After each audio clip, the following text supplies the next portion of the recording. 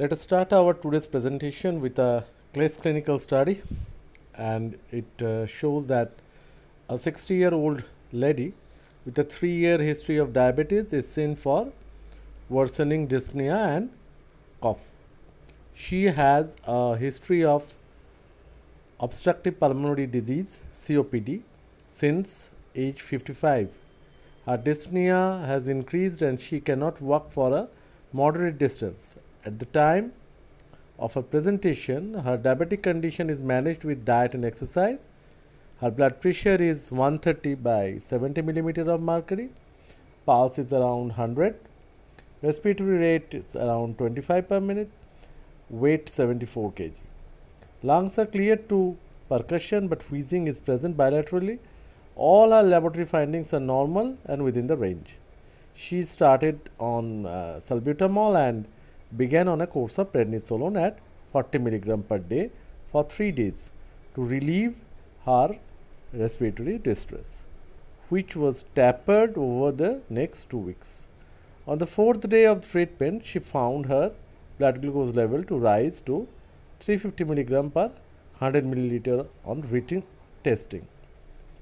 Now, how do you justify the clinical condition of the patient, and what are going to be the reasonable treatment choice for the same patient? So, find out the answer once I am going to conclude the topic corticosteroid at the end of this session.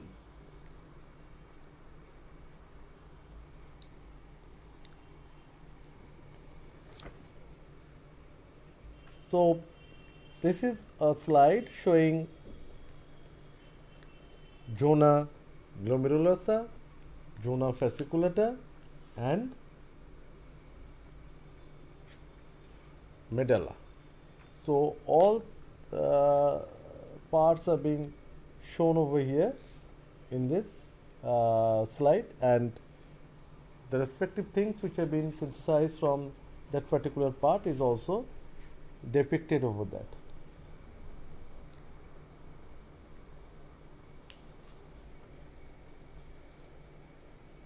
These adrenals consist of outer cortex and usually a inner medulla, which are structurally and functionally different from each other. This adrenal cortex consists of 3 zones from without inwards. They are the zona glomerulosa, zona fasciculata and zona reticularis.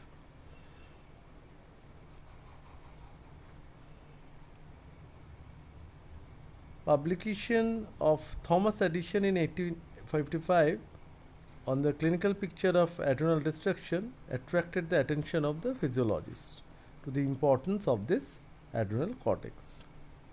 And later on, the observation of the relief of symptoms of rheumatoid arthritis during pregnancy led to the use of cortisone in the treatment of Dr. Philip Henck, who received the Nobel Prize in Medicine jointly with Kendall and Reshitin.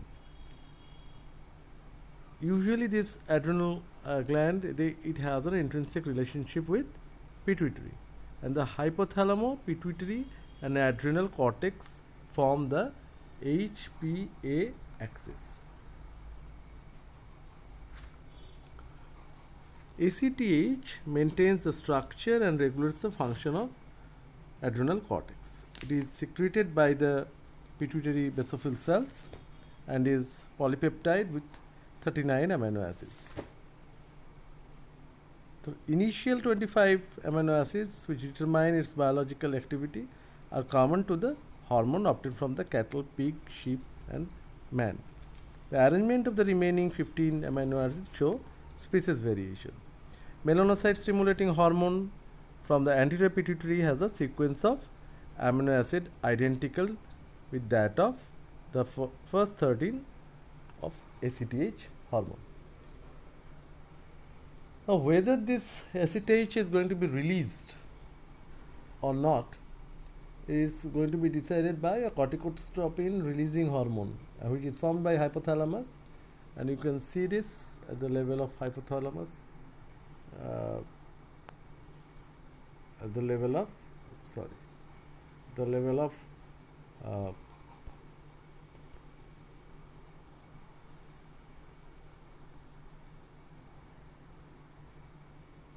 CRH, CRH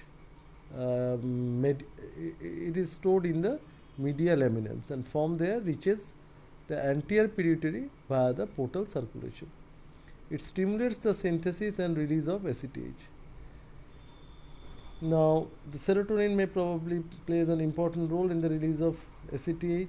Cyproheptadine, which is a serotonin antagonist, inhibits the normal rise of plasma cortisol following insulin-induced hypoglycemia.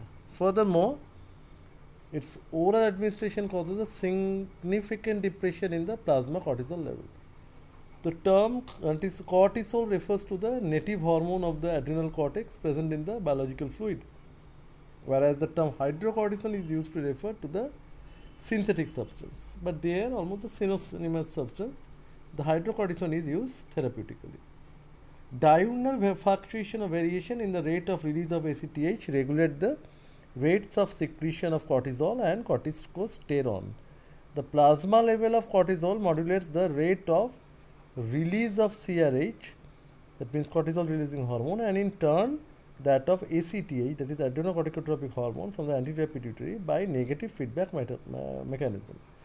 Thus, increased plasma level of cortisol inhibits ACTH release and reduces its store in the adenohypophysis. Decreased plasma level of cortisol, as in Addison disease, stimulates ACTH secretion.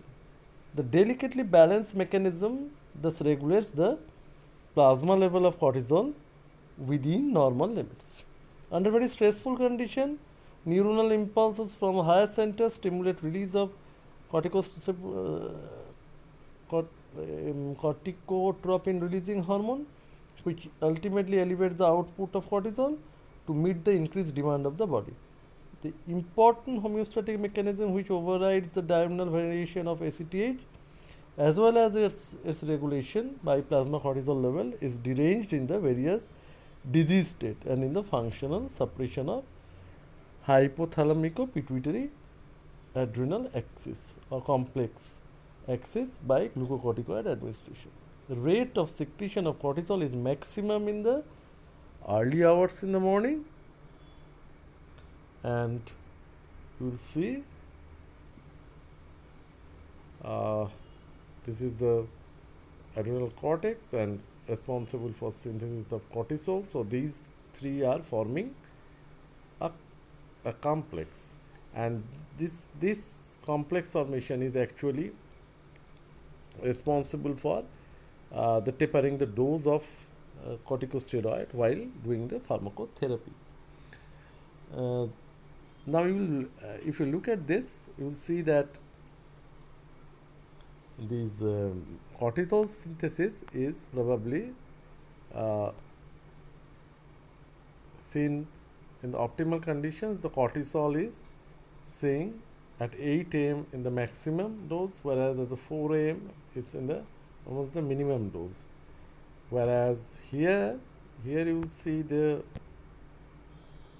aldosterone, which is also seen the rate of secretion is under optimal conditions, but its rate is not fluctuating that much between that time frame. In addition to this CRH, arginine, vasopressin that removes the release of ACTH from the corticotropes, it plays an important role in the full magnitude of the stress response. Now, what are the pharmacological role of ACTH?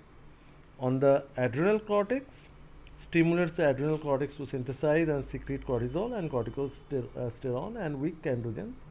In hypothalamico hypophysis-tomized animals, this adrenal complex undergoes atrophy and secretion of cortisol is markedly depressed and does not rise in a normal fashion in response to stressful stimuli.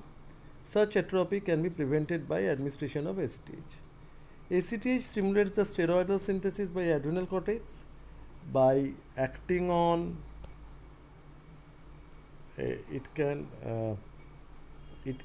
stimulate adrenal cortex and the follicular cells, and it is acting on the cell membrane receptors, activating the adenine cyclase system and increasing intracellular cyclic AMP. And furthermore, it accelerates the intracellular conversion of cholesterol to pregnenolone, that is the rate limiting step in the synthesis of adrenocortical steroid. It has its extraadrenal effect. These are less clinical importance and include cutaneous pigmentation, lipolysis, adipose tissue, like that. It is administered intramuscularly, intravenously, well absorbed via intramuscular injection, and the quantitative response in a given dose is greater when it is given in the morning than in the evening by slow IV infusion rather than in IV bolus. Most of the adverse drug reactions we encountered are allergy. Diagnostically, this ACTH can be used.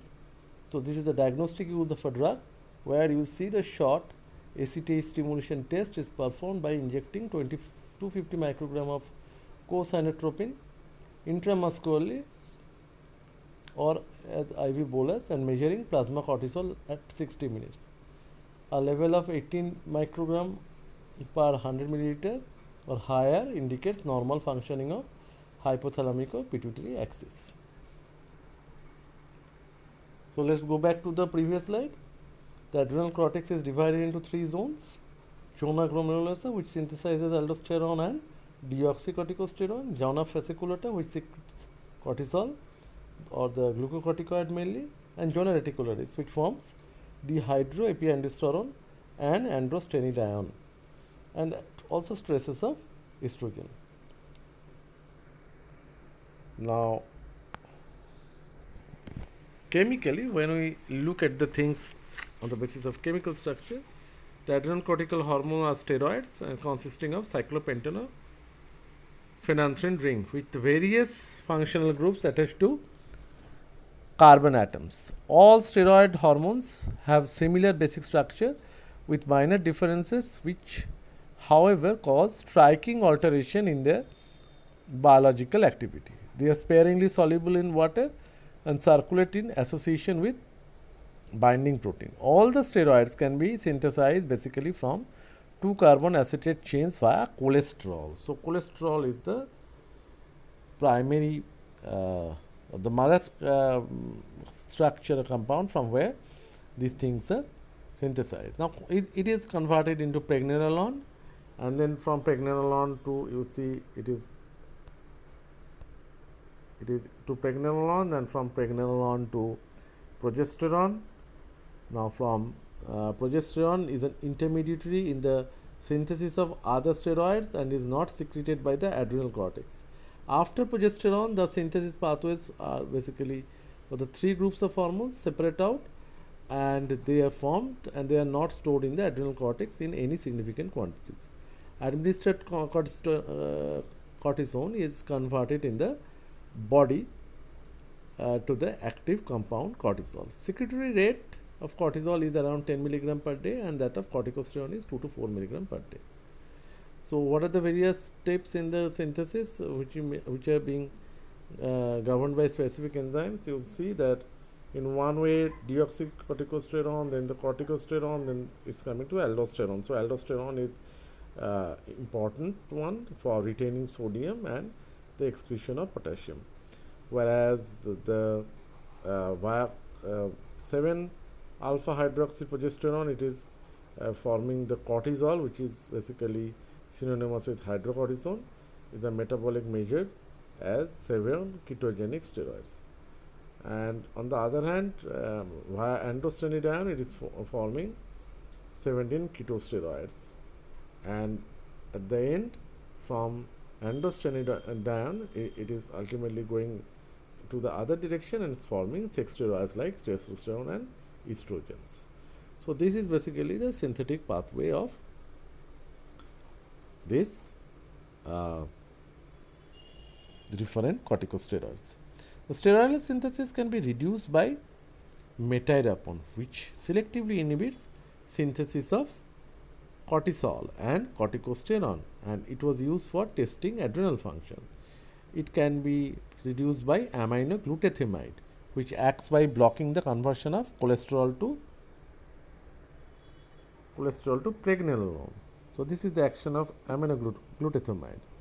Ketoconazole is an antifungal agent which is basically a non-selective inhibitor of adrenal and gonadal steroidal synthesis, used sometimes in Cushing syndrome. Mitotan, it's an anti-cancer drug which causes necrosis of the adrenal cortex. Mifepristone, an antiprogestin which in large doses block glucocorticoid receptors, and it has been used in Cushing syndrome due to adrenal carcinoma. The last one is cyproheptadine and etomidate. These are steroidogenesis inhibitors and useful in treating hypercorticism.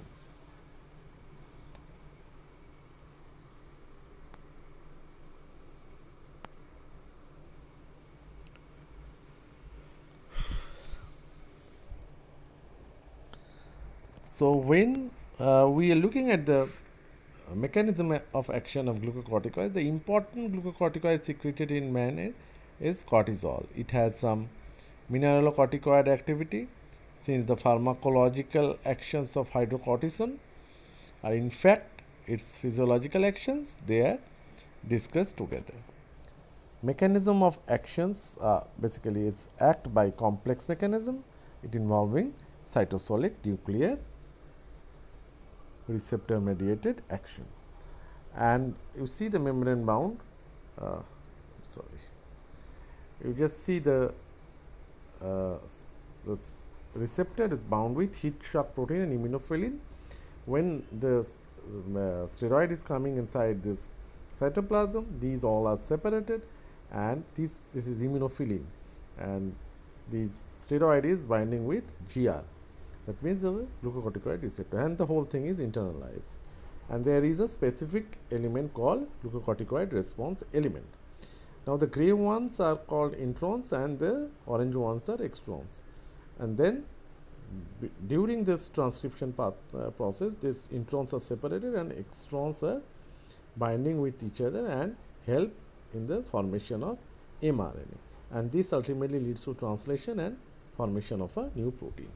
So this is the way by which the glucocorticoids act at the level of the molecular level. Mostly the glucocorticoid receptor is also staying with other receptors like A, D, the receptors like estrogen, progesterone, thyroid. They are usually being conglomerated and staying together with heat shock protein, immunophilin, and heat shock protein 90. There are different pharmacological actions which we have been observing with glucocorticoids, and those are basically their effect on carbohydrate and protein metabolism, where they inhibit peripheral utilization of glucose by skeletal muscle, inhibit the incorporation of amino acid into protein in the peripheral tissue, promote the conversion of amino acids in the glucose into glucose in the liver. All these steps basically are help to maintain adequate glucose supply in the brain. Basically, in physiological doses, they stimulate protein and RNA synthesis in the liver, and large supraphysiological dose cause catabolic and anti-anabolic effects in the skin, muscle and lymphoid tissue. Whereas in the fat metabolism, it has a permissive role. Prolonged administration of excessive glucocorticoid causes redistribution of body fat with a loss of loss from the extremities and a deposition in the neck, and that is called buffalo hump, seen in Cushing syndrome. And the supraclavicular area and face is like a moon, so it's called moon faces. Electrolyte and water metabolism is also disturbed, so it's a relatively weak salt retaining and potassium wasting effect. And normally we see that physiologically is essential for excreting a water load. In pharmacological doses, it will antagonize the action of vitamin D on the gut and reduce absorption of calcium. And large doses for prolonged period may interfere with the development of cartilage and inhibit linear growth in children. Due to that, the protein catabolic action, glucocorticoids inhibit formation of newborn tissue. In the cardiovascular system, The changes which occur is due in adrenal insufficiency and partly due to mineralocorticoid deficiency. And in the muscles, we will see that permissive concentration of cortisol is necessary for the normal functioning of the skeletal muscles. The muscular weakness is an important feature of Addison's disease. In cardiovascular system, this glucocorticoid potentiate the pressure response of the blood vessels to adrenaline and noradrenaline. It is called kind of permissive effect by upregulating the adrenergic receptors in the vessel wall, and in pharmacological doses they have a positive inotropic action on the heart.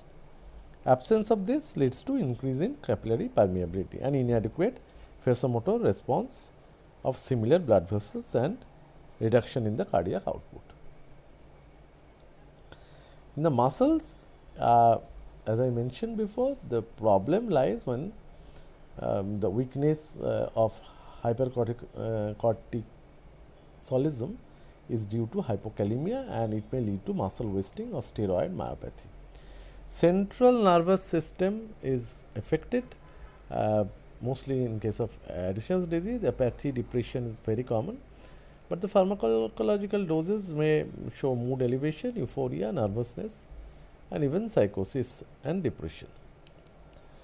Anti-inflammatory action of glucocorticoid is very common, and we know that it stops the first enzyme phospholipase A2 the very beginning and preventing the formation of arachidonic acid from membrane phospholipid, and ultimately it is preventing synthesis of both prostaglandin and leukotriene formation. So, its anti-inflammatory action is based on the fact that it is suppressing both the formation of prostaglandin and leukotriene, inhibits leukocyte migration into the inflamed tissues, suppression of pro-inflammatory cytokines and neurokines, decrease capillary permeability by reducing the amount of histamine released by the basophilial mast cells, stabilization of lysosomal membranes at high concentration, thus preventing the spillage of hydrolytic enzymes, and it will minimize the chemotaxis and lysosomal enzyme synthesis by neutrophils and monocytes. It has a predominant immunosuppressive and anti-allergic action. And how does it effective in this way? It effective by inhibiting the function of macrophage, reduce their ability to respond to antigen, inhibit the activation of cytotoxic T lymphocyte, cause lysis of the T lymphocyte, inhibit the effects of the complement system. It suppress cell mediated immunity hypersensitivity reaction, and it prevent homograft rejection. So, large doses diminish the effective concentration of specific IgG antibodies. Here the name of few of the corticosteroids were given, and out of this the dexamethasone and betamethasone are the most potent one, and the potency is based on the anti-inflammatory property. So, you just see that almost 4 to 5 milligram of prednisolone is equivalent to 25 milligram. So, the ratio is around 1:5. Similarly, 1 milligram of hydrocortisone is equivalent to 5 milligram of prednisolone. So, the dose regulation would be like that. But in the acute case, as hydrocortisone is just like our body steroid cortisol, we always prefer hydrocortisone to tackle a case of acute crisis. Glucocorticoids do not in moderate doses interfere with antibody production or with antigen antibody union, and nor with the liberation of histamine.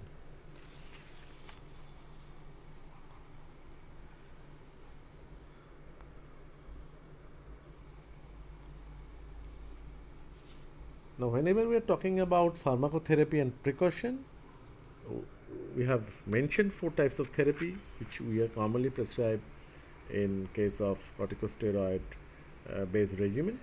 One is called pulse therapy, the second one is intensive short term. We are more concerned about the prolonged high dose suppressive therapy, and the last one is low dose chronic palliative therapy. So, whenever we are talking about the prolonged high dose suppressive therapy, we are concerned about inhibition of hypothalamic-pituitary axis. Supraphysiological doses of glucocorticoid for longer than 1 week suppress the HPA axis and cause adrenocortical atrophy. Such patients during therapy and for long periods thereafter are unable to increase the endogenous cortisol output in response to stress. During this period, the pituitary function recovers initially. Plasma ACTH progressively reaches supranormal level in 4 to 5 months. Only then the atrophic adrenal cortex starts recovering its function. But it can take the HPA axis as long as 8 to 12 months to be able to respond normally to stress. The recovery of HPA axis is not accelerated by administration of exogenous ACTH. However, physiological doses of a glucocorticoid, it may be 20 mg of hydrocortisone or 5 mg of prednisolone, that is the equivalent dose, may be used for prolonged period after cessation of prolonged long-term large dose glucocorticoid therapy without interfering with the recovery of HPA axis. So, the dose of glucocorticoid should be tapered off gradually, and patient shouldn't encounter this kind of acute adrenal insufficiency or hypothalamic-pituitary adrenal axis suppression. Patients on long-term glucocorticoid treatment should be considered to be suffering from these kind of problems like adrenal insufficiency, and it may lead to adrenal crisis. Patients who are on small doses of any glucocorticoid and those who are in high doses of intermediate acting glucocorticoid like prednisolone or methylprednisolone on alternate day basis show little or no suppression of this axis. When large doses are used daily for prolonged period, the suppression is mostly marked, but that does not mean that alternate day regimen should be considered each and every time, and this is not going to cause any kind of harmful effect on this axis. Because of their very prolonged action, the long-term glucocorticoids are not suitable for alternate day administration. The long-acting compounds such as dexamethasone, betamethasone, however, are eminently suited for uniform and continuous suppression of ACTH secretion. And the peak secretion of ACTH occurs at night.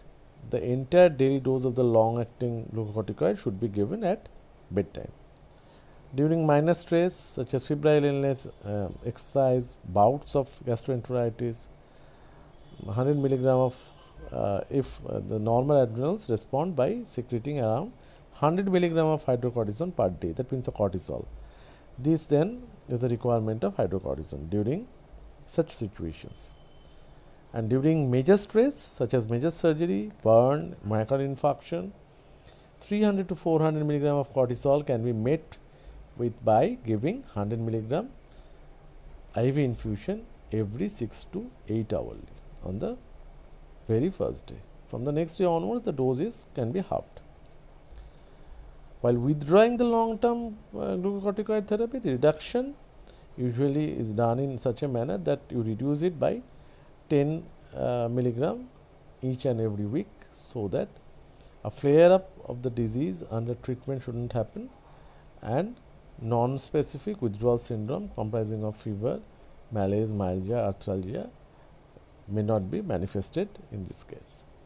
After reaching the physiological maintenance dose, it should be continued up to 1 year in order to allow the HPA axis to recover or function properly. Patients undergoing surgery should always be asked for history of glucocorticoid therapy during the past 1 year. The oral bioavailability is around 50% and variable on administration of an enema.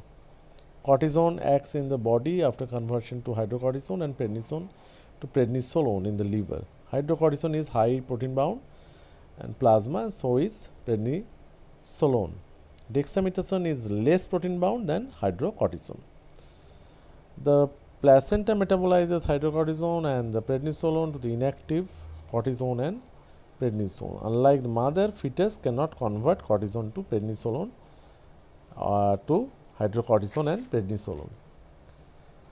By contrast, dexamethasone and betamethasone cross the placenta to achieve high concentration in the fetal circulation and suppress the fetal hypothalamic-pituitary axis. Therefore, in a pregnant woman needs treatment with a glucocorticoid, and prednisolone is preferred over there for the maturation of lung or for any other causes. Single large dose of prednisolone or equivalent dose of any glucocorticoids are generally harmless. So, you can safely prescribe that. Short-term therapy for 1 week, especially given in case of bronchial asthma, acute bronchial asthma or chronic bronchial asthma, the most severe variety, grade 4 or 5. So, in that case, that is also not going to be harmful, and you need not have to taper it off. Prolonged therapy with glucocorticoids in doses higher than 20 to 30 milligram of hydrocortisone in equivalent doses of other steroids per day is liable to cause adverse effects. Hence, this is the generally recommended maximum maintenance dose in prolonged glucocorticoid therapy. The only exception is life-threatening conditions where dose is large enough to suppress the clinical manifestation of the disease are needed. The important adverse effect which mostly we encounter, gastritis may lead to peptic ulcer, and it's mostly happened when it's combined with NSAIDs. The endocrine system, the Cushing's like feature, the metabolic effects like the clinical manifestations of ketoacidosis, non-ketotic acidosis, hyperosmolar coma, idiopathic diabetes mellitus can be precipitated. So, these are all the problems with steroids. Suppression of inflammation and immunosuppression will lead to chance of superinfection and opportunistic infection. The retardation of linear growth occurs in children with high doses. CNS is basically readily, the glucocorticoids readily enter the brain and can influence mood, sleep patterns and EEG patterns. So, the psychotic reactions may occur especially during intensive therapy. Proximal myopathy, osteoporosis are common with compression fractures. Eyes may lead to posterior cataract, whereas posterior subscapular cataract as well as glaucoma may occur with some patients. Inhibition of hypothalamic-pituitary axis, which already been discussed, is a very common adverse drug reaction of any of the form of these medications. So, in brief, this is the first part of the series of corticosteroids, and predominantly we have discussed glucocorticoids, and a part is already being covered with skin and antifungal drug, that is topical glucocorticoids. So, in the next presentation we will discuss its therapeutic uses or different forms of therapy. Once more we will give stress on that. Therapeutic uses both on the replacement therapy as well as the life-saving therapies, and we will try to conclude our second part of presentation with a little bit of discussion on different types of aldosteronism. So, thank you so much for giving attention to the first part of my series, corticosteroid.